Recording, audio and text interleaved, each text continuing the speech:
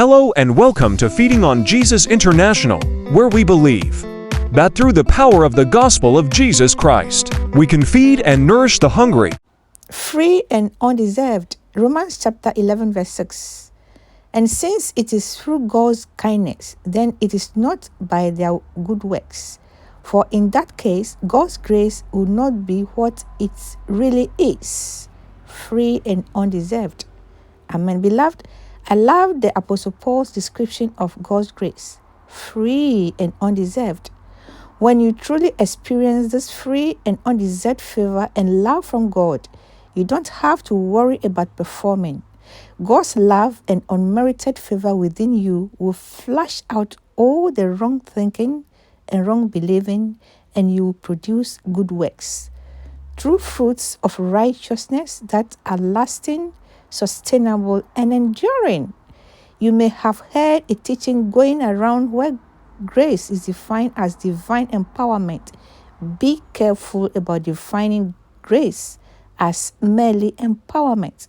That is diluting and reducing what grace truly is. Grace produces divine empowerment, but in and of itself, the essence of grace is God's undeserved, unmerited, and unearned favor. When are you in your most undeserving state? When you have failed, yes. Unmerited favor means that when you have failed and are in your most undeserving state, you can receive Jesus' favor, blessings, love, and perfect acceptance in your life. Let me tell you, when you understand and receive grace as God's unmerited favor, not only will you be empowered, you will be healed and you will be changed from the inside out. The real danger with defining grace as just divine empowerment is that we can unconsciously flip grace around, and instead of seeing it as God's work in our life, we make it our work, from being centered on what Jesus has done. The erroneous definition of grace as empowerment swings it to being about what you must do and how you must perform now that you have received His grace. This divine empowerment, beloved, can you see this? With such a definition of grace, the onus to live that Christ's life falls back squarely on your shoulders.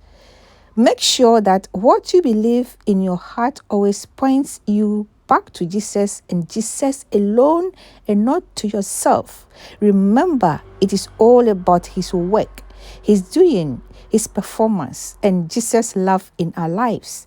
It never points back to you.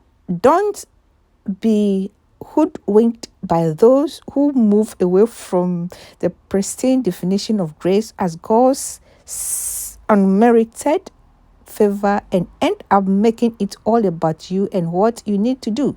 That is not grace. Grace is God's doing from inception and all the way to the end. Today, beloved, receive God's abundant grace. See that God has already started a good work in your life, and He alone will lead you to and give you the victory in your area of need. Amen. Share this video and bless your soul. Remember, God's grace is free and unearned, undeserved. Amen.